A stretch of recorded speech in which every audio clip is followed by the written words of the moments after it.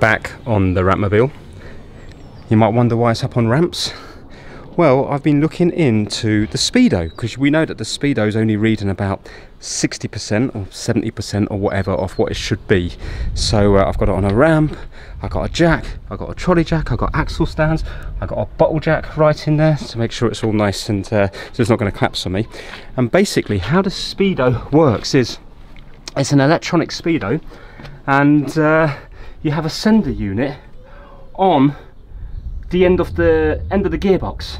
Yeah, there's a little kind of circular bit, and I presume there must be a gear on the inside, and then there's like a little sender unit, and what that does is it rotates as fast as the drive shaft is rotating, and then it turns that into electrical pulses which goes up to the speedo.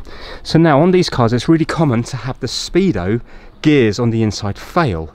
But that would mean then, just like a nylon white gear toy from the 1980s, that the speedo wouldn't work at all. But my speedo is working, it's just reading incorrectly. So I think whatever is contained in the sender, I think it's called a transponder or a transducer, I think that's not working properly. So what I've done is I've taken it out. And this is the unit here. You can buy them for a couple of £100. It's a lot bigger than I thought. Annoyingly, I didn't have a spanner big enough, but luckily everything on this car undoes really easy, I presume, because this probably hasn't been touched since it was manufactured, so probably everything's up to spec. But I managed to get it by using some plumbing tools, this one here, and you can see what happens here.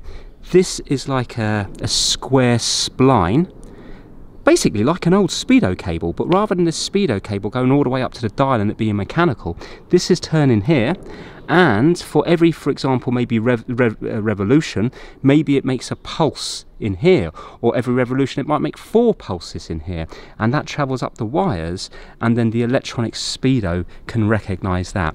Why they do it this way rather than old-fashioned cable, I presume it's because it might be hard to route the cable from the position in the gearbox up to the speedo. So on the Mini it would have been mechanical all those years ago, but on this car here I suppose it's easier, because then you can put your speedo anywhere in relation to this, because it's just running up wires. Now, rather than just buy a new one, I'm going to undo these 2 screws here. I'm just trying at my dad's, this is more a blue mat video really, but I'm going to clean it up, get rid of some of the grease and oil, and I'm going to undo these 2 screws just in case I can see something obvious on the inside. Maybe I will have to take it back to the blue mat to have a look at. If not, I'm hoping if I change this out it might start working. The only other thing I'm thinking could it be is the gearbox gear itself. Let's say if that had teeth missing, no, because this is turning here. I don't know, unless there was something in the actual gearbox that isn't turning this properly, but I think it's going to be this that's faulty.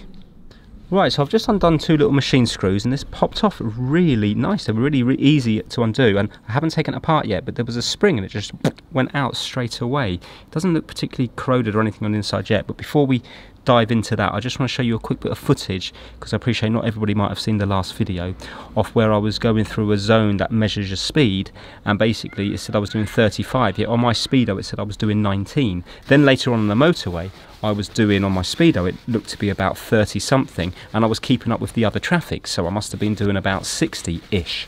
So yeah, I just want to show you that now. Right, so it's down here, my speedo's saying 20.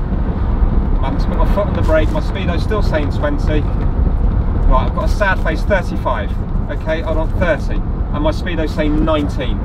Okay, so if I have a look here, my speedo's 19 here. So there you go, you can understand the weird problem, which leads me to believe it could be this that's faulty, because if my speedo's not working, I can understand if it's going up to 30 and stopped working, I would say it's the speedo at fault, but the speedo seems to move smoothly, at least between 0 and 40, because I haven't gone any more than that, obviously. And so that's what leads me to believe it's not a speedo problem. Oh wow. Okay, well we have a little bit of grease in here. What is going on here then? Unless somehow oil got as far as this, and that was giving weird readings with the magnet. Because look here.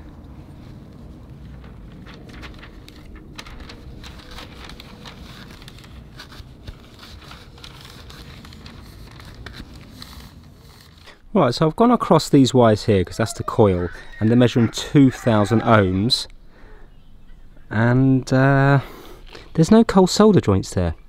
But the thing is, there was oil in here. There shouldn't be oil in there. I'm sure there shouldn't be oil in there. So I think what might have happened is maybe somebody overfilled the gearbox. Who knows, there might have been something else that caused pressure and it forced oil into here. I mean, there wasn't much, but if it was sat there, I'm wondering whether that would be enough. I'm wondering if that would be enough to cause it to fail. So I can't physically see anything wrong here. So what I'm going to do is I'm going to put it back, take it for a spin to see if it acts any differently. If it doesn't, I think then, I mean, I suppose I could try changing out the resistor. That does look like a diode underneath it. I haven't got any eye loop or anything to read what it says. Let me zoom in on my phone. I think that says IN4. I think that's a diode. But I don't actually understand how this, I don't understand how the circuit works, you see. I don't understand what's picking up the magnetic readings. So we've got a coil that's spinning. Oh no, hold on a minute. Hold on. The coil, the wires aren't spinning. It's the coil that's feeding this, isn't it? This is spinning, so this is creating electricity. Right, 1 second. When this is spinning, the magnet's spinning, which is inducing a current, which is being picked up by here. So this, it must be to do with how much electricity it produces in order to know how fast it's going. So in which case then, if we were to put this on a drill, would we be able to measure to see if we're getting voltage out of it? Just cleaned off the housing a bit, and it says here 327206. So that's what this one is. Right, I've got my dad helping me here, but I still need more hands. I don't get it. We're using the drill here to spin it, unless of course it's not spinning fast enough. And if we do it now, we're on voltage AC. That's the only way we seem to get a reading. So if we do it now, and it goes up to about 0.033, and then if we put the drill the other way and do the same, it will go about the same. Yeah, but now if we go to DC, it gives a reading, but it's so very small.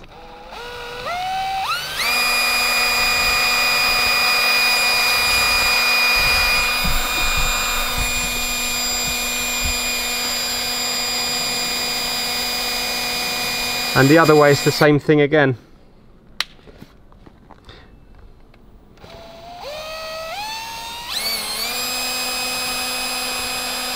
And if I go to ohms, it just doesn't seem to be making any sense.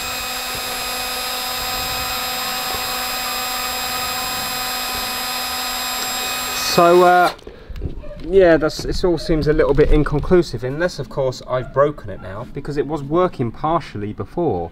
I can't see how I've broken it. Anyway, I've got it back together.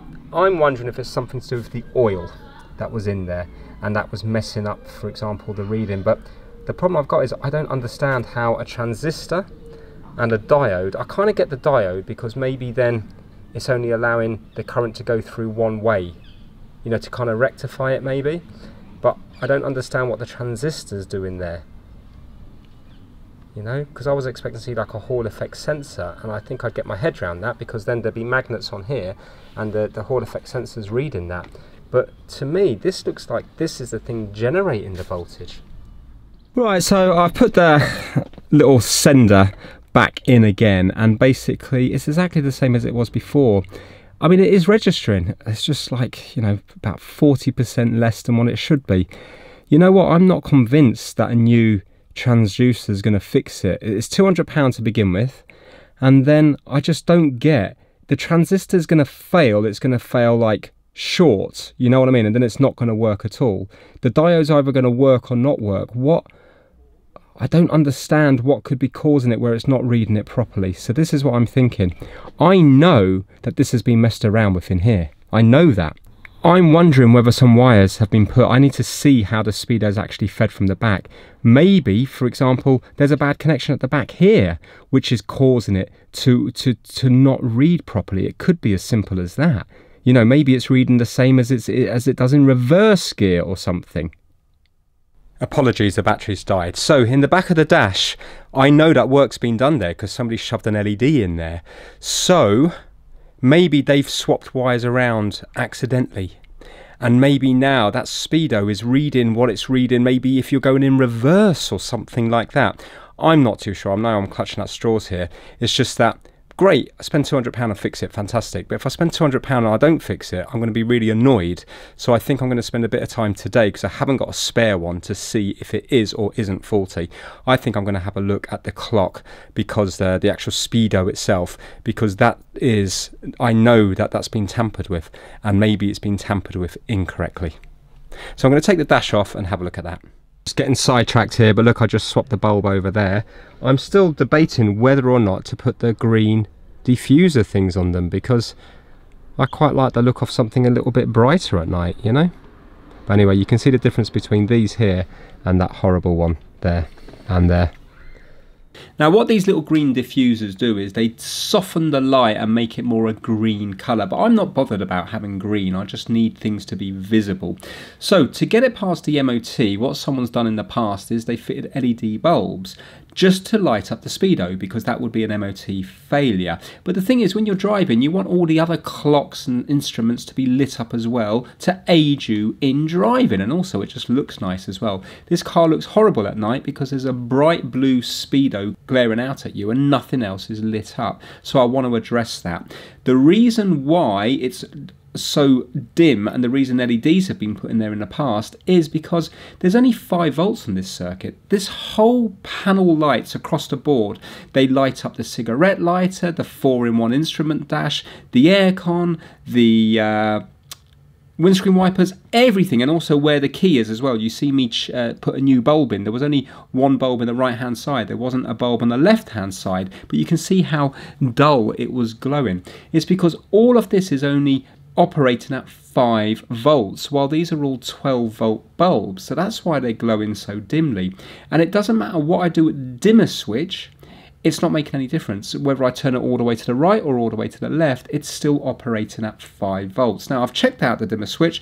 Ohms reading, it is giving me a variation in ohms when I go across, for example between 20 and 60 ohms. It is stamped up as being a 200 ohm potentiometer. So that says to me that in the figure of 20 to 60 ohms, remember this is in circuit, that it should probably be working. So clearly the problem lies elsewhere, and the person who tried to fix it up before couldn't find the problem, hence the reason they just put LEDs in, because LEDs will probably burn brightly at 5 volts even though an incandescent bulb will barely light up. So they've done that purely to get through the MOT.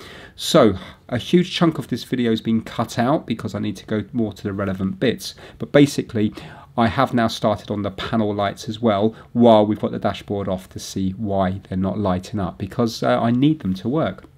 When it comes to the actual speedo, the wires in the back were correct. I've checked online and the wires are going to the right place. So as far as I can see, there's nothing wrong with the connections at the back of the speedo. So we're going to cut to the next day now, where we need to look at why the panel lights only have 5 volts and why the speedo is not doing what it's doing, because as far as I can see, the sender looks intact and the sender is sending signals. So I'm wondering, with the speedo, they're known for having gears fail. I'm now wondering whether somebody's put in a wrong gear, so it's geared wrongly. So the motor, the stepper motor, is spinning properly, but maybe the ratios are wrong, and that's the reason it's only reading about 60% off what it should be. So let's cut now to the next day, and we'll get a bit more involved in the panel lights and also the actual speedo itself rather than the sender unit.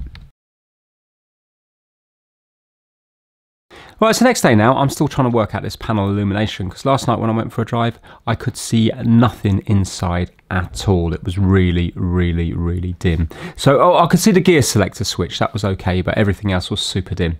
Now, if you have a look here, this is the dashboard on the right hand drive car. Can you see number 9 down here? So we've got a number 9 down here, and that is called a panel lamps electronic control unit. And if I go down to here, basically this is the kind of schematic, and you've got your 12 volt from the ignition coming here. It goes through fuse, it goes through a fuse, it goes up here, and then it goes through the lighting switch, which we know the panel lights only come on when we have the lighting switch on. Then it goes to here, which is like a splice.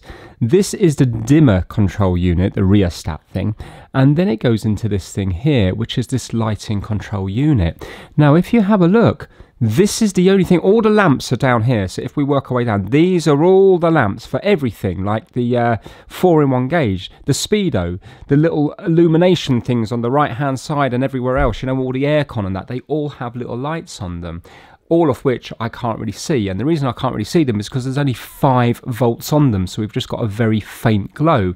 I want 12 volts on them because I want them nice and bright. So that says to me that all of this section, all of the lights for the panels, the panel lights, are fed from this one thing here. Can you see? We've only got one bit. So I need to get to this. That there must be faulty because we've got 5 volts, haven't we, down here? So we've got 5 volts. The fuse has to be okay. The switch has to be okay.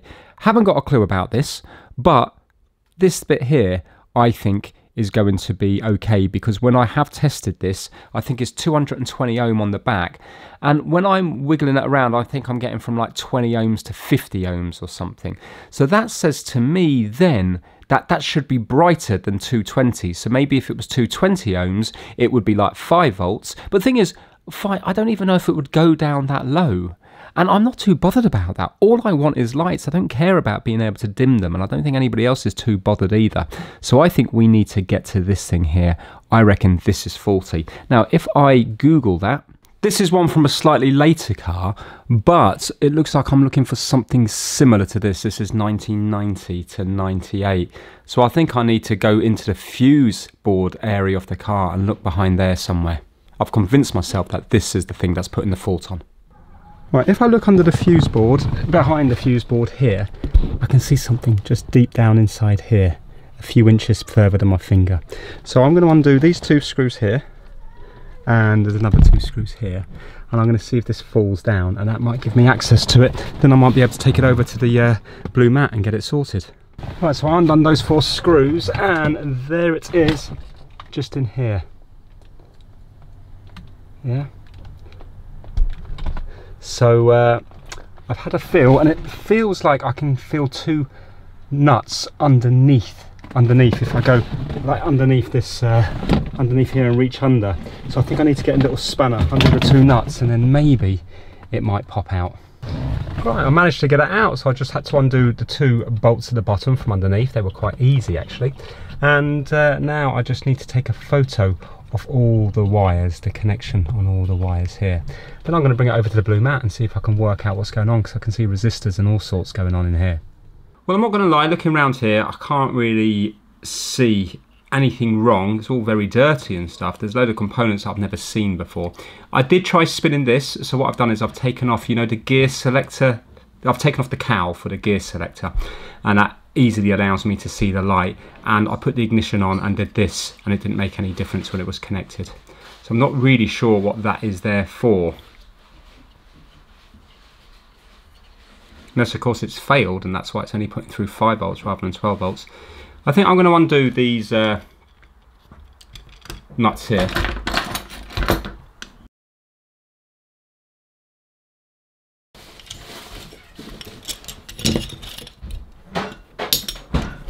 Oh wow, that's a very early transistor. I remember them from the Bang & Olufsen. That's a very early transistor, I'm sure of that. Be a diode maybe? Resistor, and what on earth is that there? That's some sort of capacitor. Plus or minus 5%. Oh no! 6R8, so that's a 6.8 ohm, that's a resistor. Let's see if it's reading 6.8 ohms in circuit.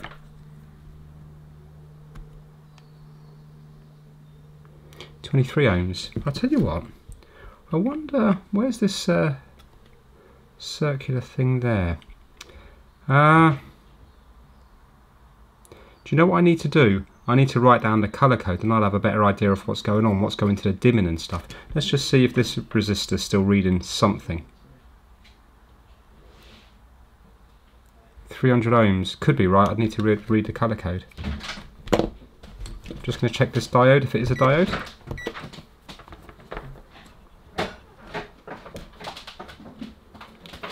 Reading that way. No reading that way. It's looking like it's working. I wonder about how about this transistor. Right, so it's a NPN transistor, and it is a 15 ampere power transistors, complementary silicon, 60 volts, 115 watts. So I suppose it's got to power quite a few panel lamps, and although the panel lamps are all going to be about 3 watts, there's loads of them. Even all the cigarette lighter points have little lights in. So I suppose it's actually asking it to do quite a bit. So let me just see where the pin out off it is. It's just down there. I was about to say it's not here, but it is. So 2, 1. Well, how do I know which way round it is? Oh, it's off-centered. So that must be closer to this side than that side there. Looks like it's in the middle, but it mustn't be.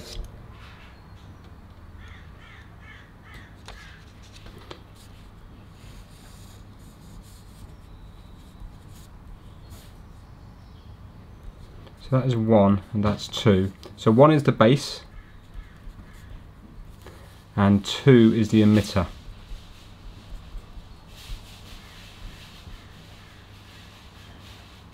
And the case is the collector. Right, let's see now if I can work out what's happening in the circuit. Well, I think my transistor's failed, because if you have a look, I've picked out another little transistor here. This is an NPN, and we know that this is an NPN. I'm not 100% sure if I've got this the right orientation, so we might find out that the base is the top one, but it doesn't matter, we'll test it either way. So if it's NPN, negative, positive, negative. So watch this. If I put positive in the middle, which is the base, yeah, collector, you can see we have a reading, and emitter, we have a reading. So we've got negative, positive lead here, negative gives us a reading. If we were to swap it round with the negative there, can you see we don't have a reading?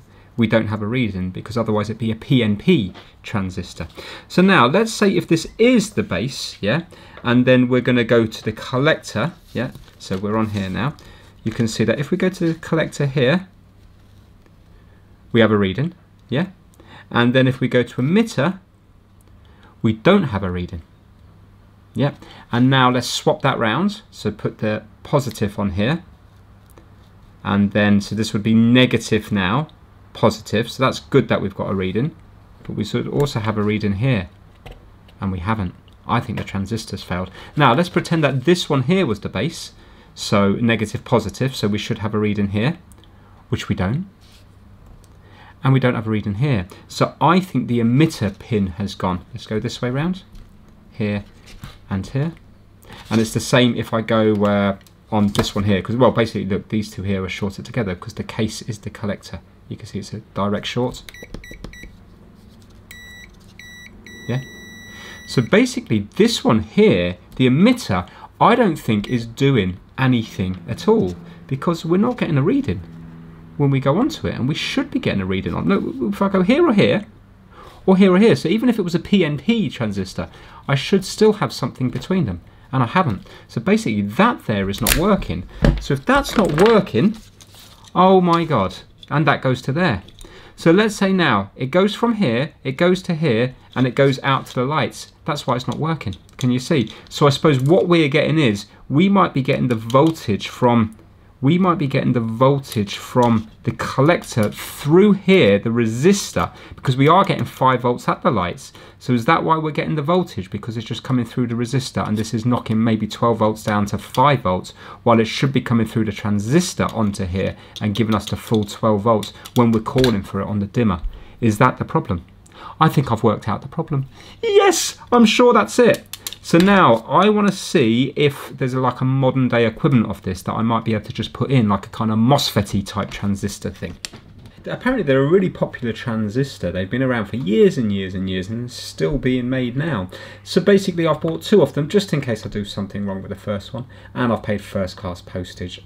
Together it came to just over £5 for 2, so if I can get it working for that, that's not too bad at all. Now, what I am tempted to do, I know obviously this isn't going to be as beefy as this and it will probably burn out instantly, but look here, power NPN. MJE 722 or BD139. I know it's not going to be able to handle it. I am tempted, and I think I am going to basically, because it's got the pin out here, emitter collector base, I think I'm going to just wire it up like this, just to see whether or not I suddenly get any life out of the lights at all. I've ordered up the correct ones. Of course, I will be putting in the correct one. I just want to see, because it's going to take a few days to arrive, whether or not I'm barking up the wrong tree, basically. So I think I'm going to pop that one in just to see what it does. Right, so this is the bodge job here. So this one is the base, so NPN, so this is going to be the positive. You can see I'm getting a reading here on the meter and also here. But yeah, if I go here, no reading, no reading, and if I go across here and here, I'm reading the resistor, aren't I? So that's the same as going here. Yeah. So let's plug it in. I hope the car doesn't go on fire. I'm thinking the worst that it's going to do is just burn this out, will it not? That's what I'm thinking. It would just be too much for this to handle, but I think that will take a little while. The other thing that I'm not sure about is, like, where do I put this? And even when I get the proper transistor, where do I put this? Do you have to kind of balance this along with, obviously this isn't the user one, this is done at the factory, but that's what I'm not too sure. Do you, you know, I don't want to end up putting like 13 or 14 or 15 volts into the panel lights. So I suppose what I have to do is keep the cowl off and then maybe with the dimmer down low, see what it's reading.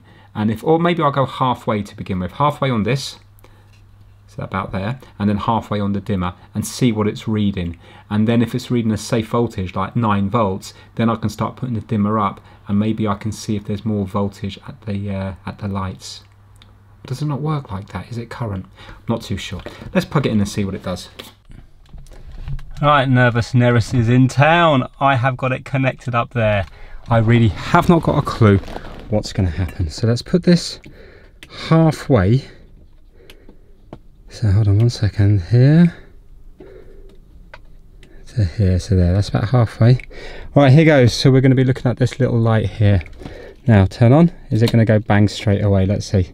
I think that's brighter. Did that go down a little bit? I'm just turning this here. Oh my God, it's working. Holy moly, it's working. Oh my word, look, look, look. Ready? Down.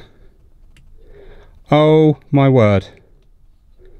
And up. Unbelievable. I've fixed something. Yes. Now, let's do that all the way down low. Let's see what happens when I turn this thing here now. Yeah, this. So let's see if this lights up here. Turning it now. That's gone dim, has it? Now let's go lighter.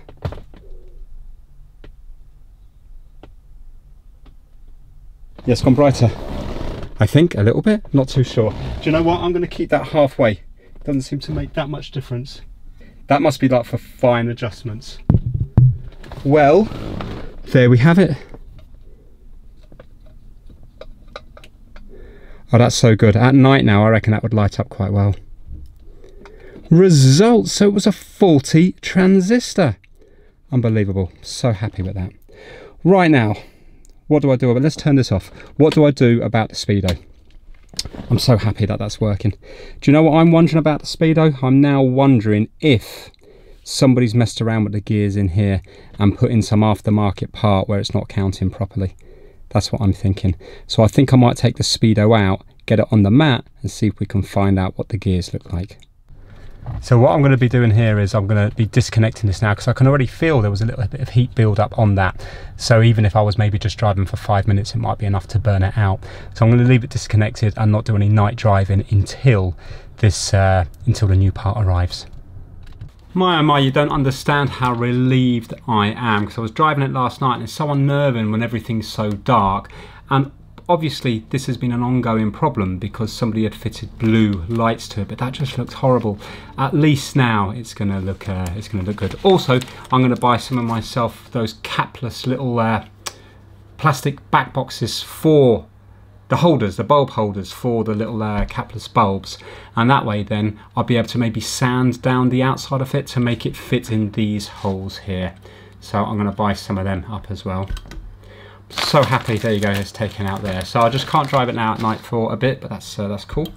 So now we need to get in here. Well, annoyingly, the only way to get in here is to bend back the metal bezel that goes all the way around the front. I suppose they've done it this way to make it harder to clock, possibly years ago. But yeah, there's no real easy way of doing it. It's very destructive. The thing is, when the wooden dash is on, you're not going to see this, well, you're only going to see a little bit of the metal bezel, if any bezel at all. So it doesn't really matter that the bezel's going to look all bent up and stuff like that, because it's all going to be hidden. I have to get into this because I'm sure the sender unit looks okay to me, and the wires must be working because it's sending some kind of signal up. Possibly there might be bad connections somewhere, but I don't think it's that either. I'm kind of convinced in my mind now that it is something wrong with this actual speedo, so we have to get into it. The annoying thing is that there's glass, so you've got to be so careful, because you can't just put too much pressure with pliers or anything on the bezel, because you're going to break the glass. So I'm just using a screwdriver, and I'm literally just 1mm by 1mm just easing up the metal bezel all the way around. Takes about half an hour to 45 minutes to get into it. It's not a nice thing to work on, but needs must.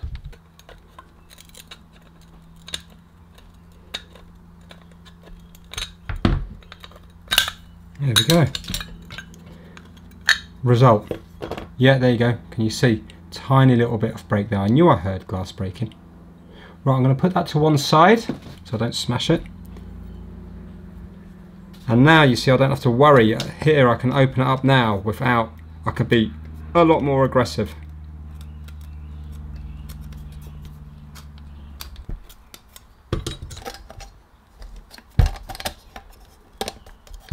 Yeah, I think that should go on easier now.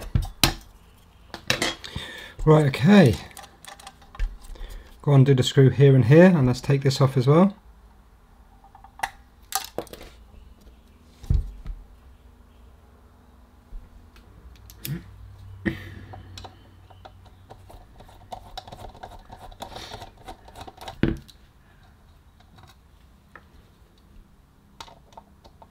So what I don't know is, I know my speedo's slow, but does that mean the mileometer here is slow as well?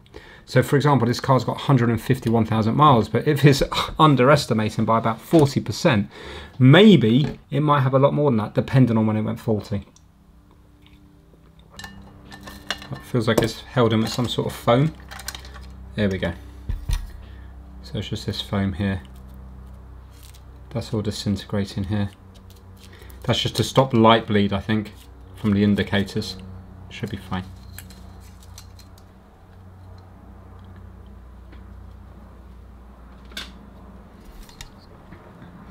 Right, so we have a motor at the side here. That's where one of the lights goes, bottom light here. And this is how you reset it, by pushing in here. I could easily knock back a bit of mileage. Yeah, it's all on the MOTs now anyway. Right, these are all glued in at the bottom. So now I suppose I have to undo the screws at the back to release this, these four.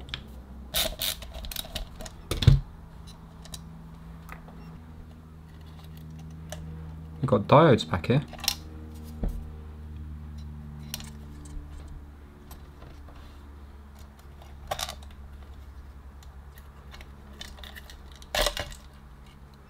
There we go. Right, I'm just going to clean up this a minute.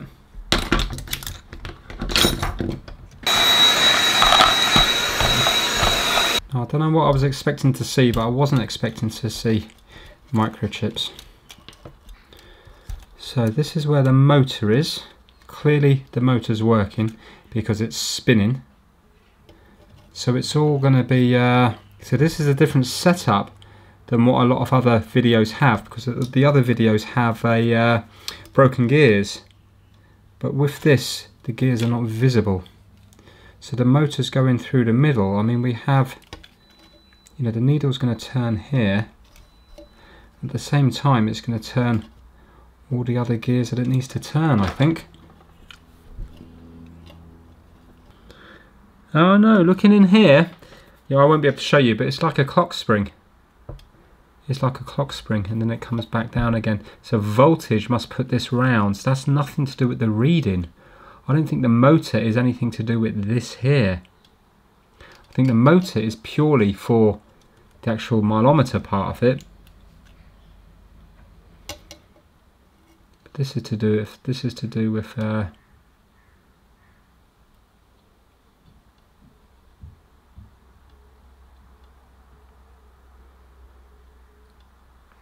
when voltage is applied, this needs to move round. Okay, we're learning bit by bit.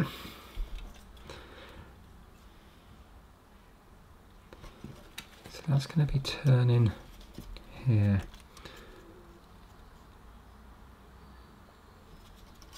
Do have a what looks like a variable resistor down there. I wonder whether turning that would affect anything. I'm now thinking it's a speedometer problem. I'm thinking there's something on this board which isn't doing what it needs to do properly.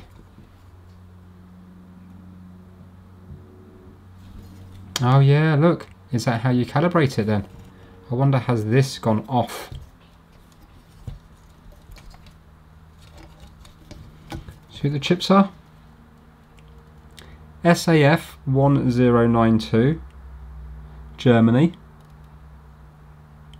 and SAF 1091. Well, it's quite interesting. I'm just looking up these chips here, and annoyingly I can't get a data sheet on them, but I have got this thing here that's a little write-up about them. Basically, SAF 1091 and 1092, they're speedometer and mileage indicator IC kits, 18-pin plastic package, and it says it's intended for designing a programmable speedometer and mileage indicator for cars with 12 volt or 24 volt supplies due to its programmability, for which 7 programming pins are provided.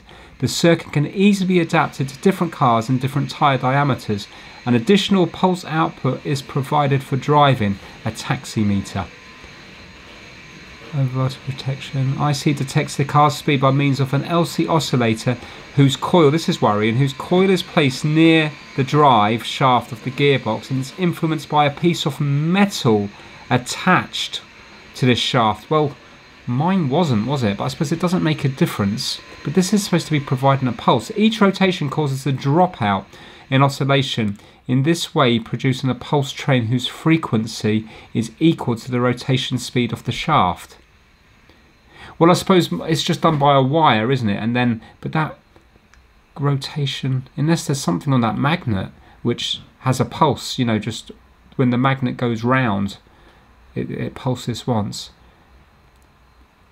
The pulses are fed into the 92 logic IC for processing. After this, they're fed back to the 91 chip, where they control a current source for indicating the speed on a moving coil meter and stepper motor. Do you know what I'm going to do? Because after that, then, I mean, you can pause that and read it yourself. It doesn't mean anything to me. I kind of want to. I want to know which are the. So these are the digital programming, but it doesn't mean anything to me, you know. Kilometer.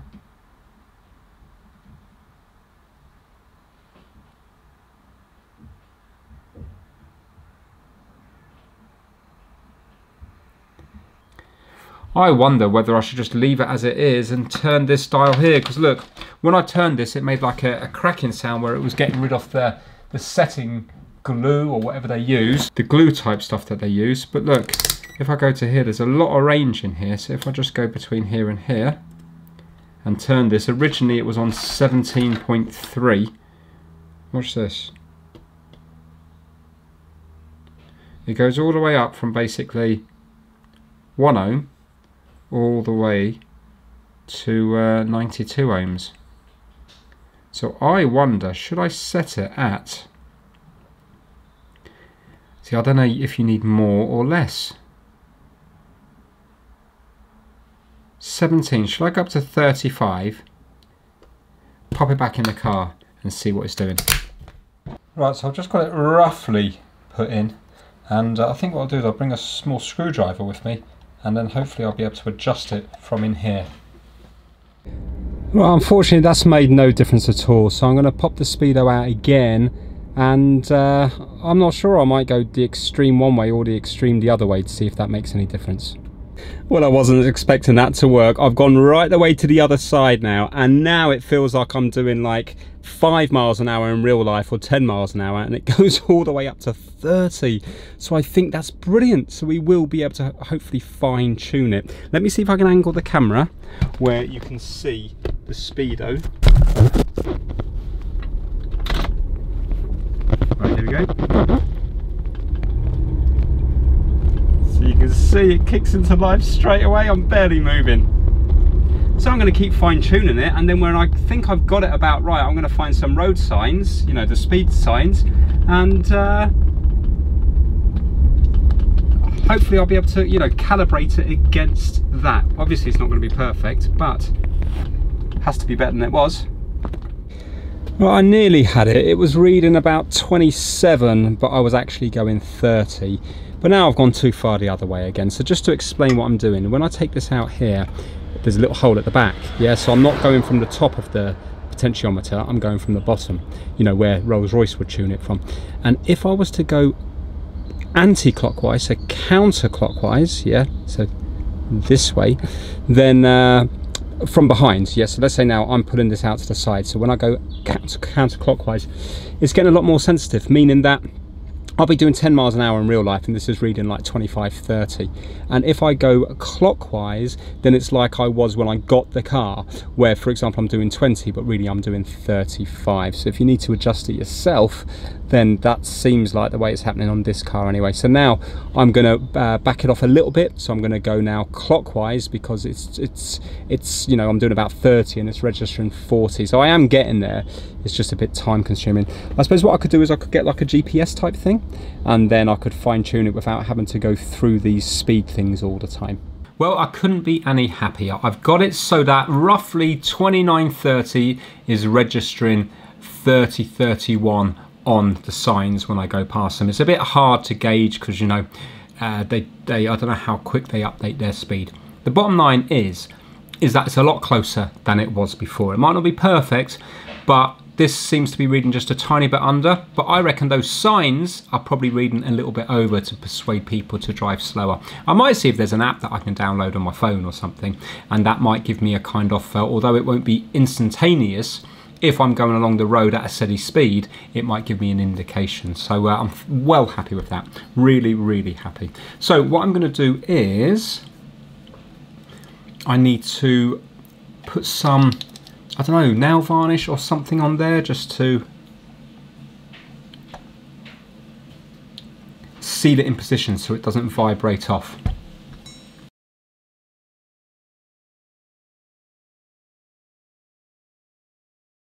Actually, do you know what? Let me give you an ohm reading so you know what ohm I've got it set to. It might give you an idea then if your car's gone out. So beforehand it was reading 17 ohms between here and here, because they're linked down at the bottom between here and here, so you only have to measure between here and here, or here and here, it's the same thing.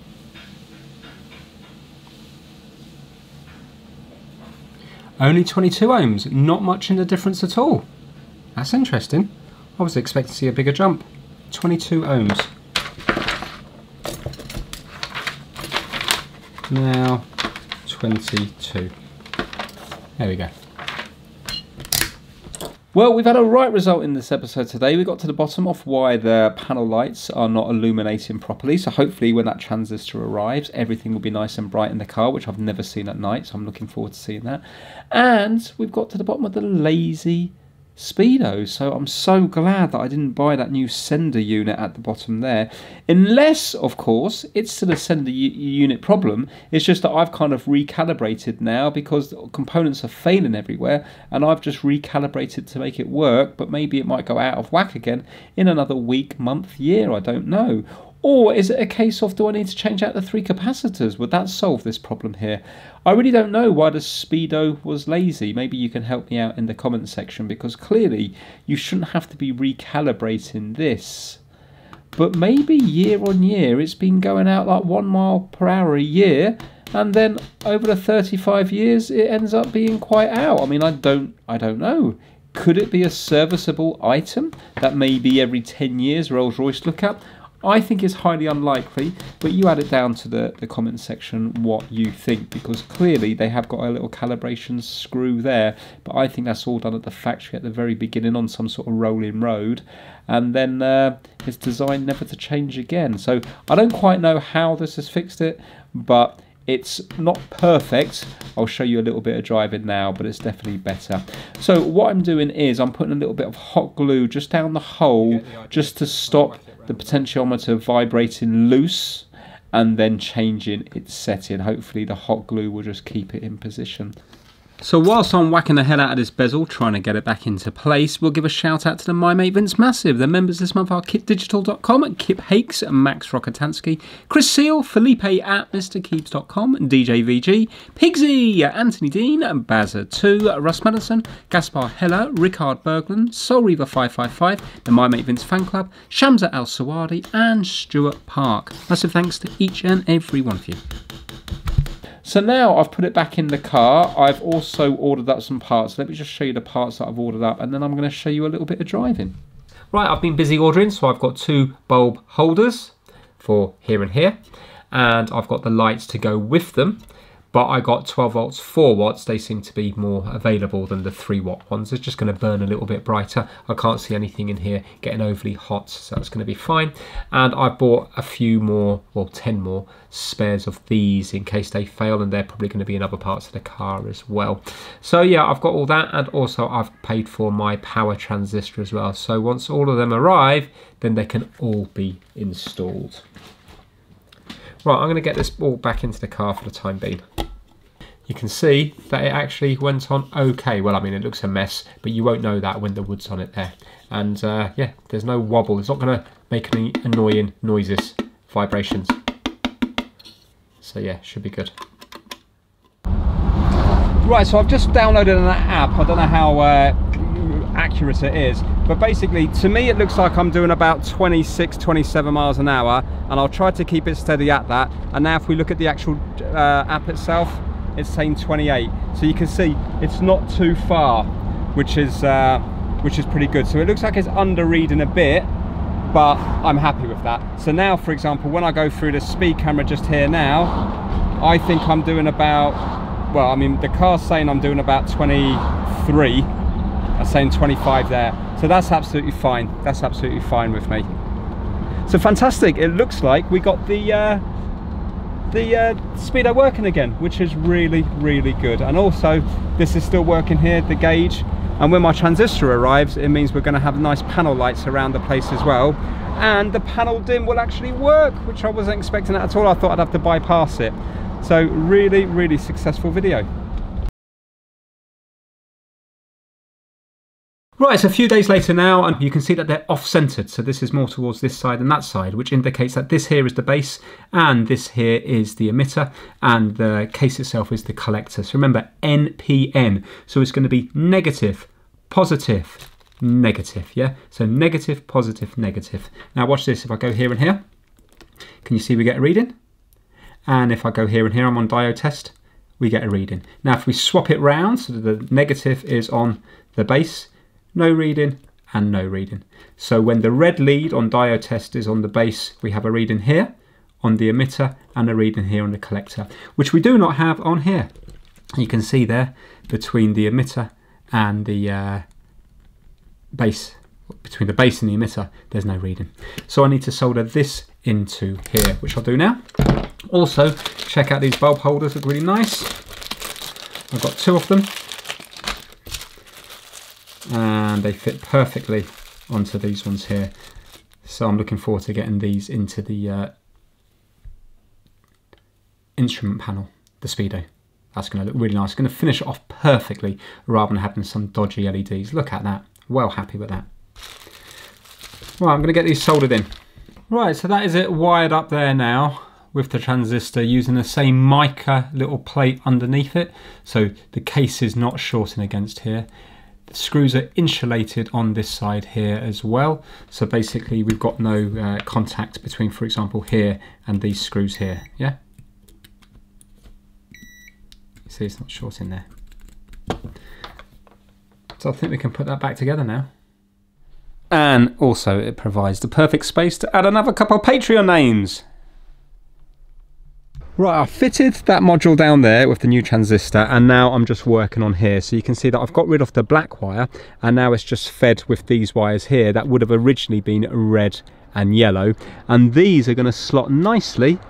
Kind of do this one-handed, but basically they're going to slot nicely now into these black bits, and they're going to ground themselves on here, you see, because this is grounded through here. So they're all now can be fed with one wire, which is fantastic. Even though it's broad daylight, I've got my lights on here. Look at that. I mean, I can see that now. I can see that. I don't know if the camera, look, there you go. You can see, look at that there, how bright that is. 100%. That's going to be lit up nice. Oh, look at the brightness here. Why am I even doing that? So I'm going to go on a panel dim and dim. Oh, look at that there. Can you see? Dim down and bright. I mean, even on the dimmest setting here, it's still brighter than it was before. Look at that now. Result. Fantastic. So next time you see this now, it will be dark, and hopefully we'll see everything lit up. Check this out, a couple of other cars to show you, just at my friend Brian's place. And this is a Traction Advance, a Citroen. How nice is that? From the 1950s. And down here there's a Rover, a lovely one, a Rover P5B. Check this one out. Look at that. Now that's a garage to die for. How nice is that? It's lovely, isn't it? Look at the Webasto sunroof. I had one of them on my old MGB GTs. Check that out. This has had one of those LPG conversions. It's lovely, isn't it?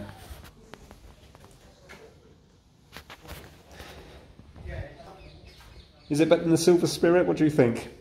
I think the answer has to be yes. And this is the engine here. So it's had a replacement engine, V8. This one's from a Range Rover, a 1990s Range Rover.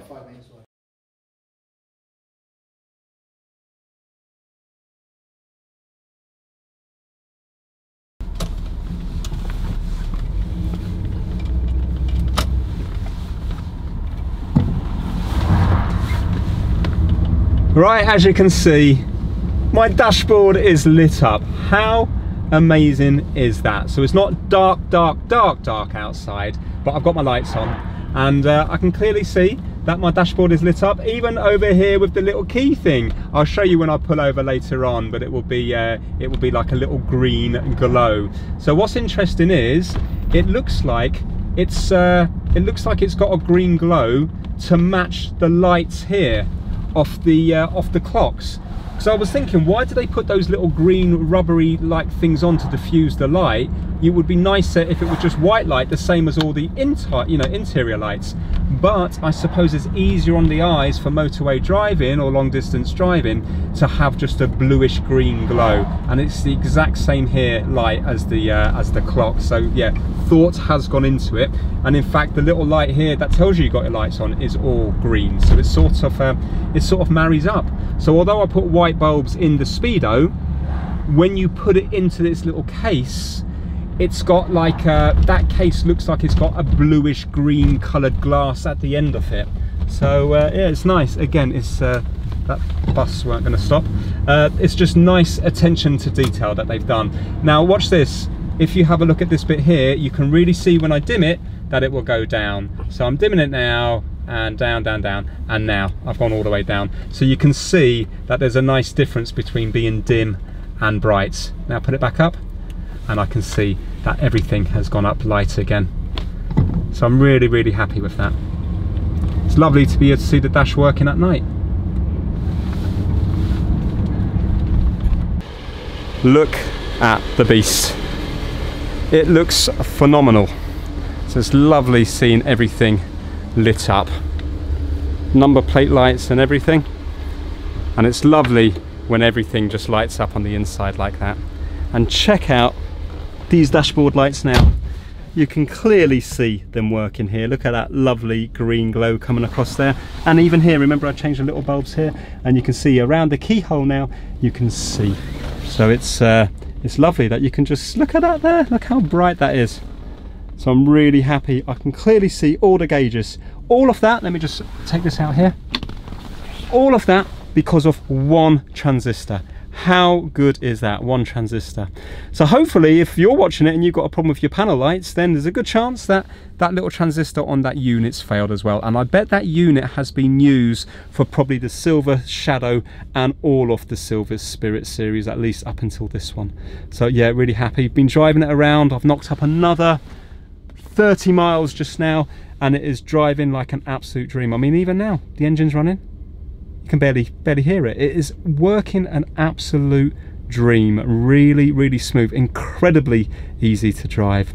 So I think that's it. I don't think you're going to see any videos on this for a while now anyway. As and when I'm driving it, there will be other things that I find that are not working, and then I might do videos on it then. But really, I feel a little bit sad. I think that's the end of the series, but I feel incredibly proud that I've managed to get it on the road and it is working as well as it is. Thanks for all the lovely comments, thanks for all the help that everybody's given me throughout the series. And if you've got any ideas of what I could do next, please put it down in the comment section below, because there is another project I think that I would like to get involved in. I'm just not sure what that is yet. Oh, farewell. I'll see you soon, everybody. Thanks for watching.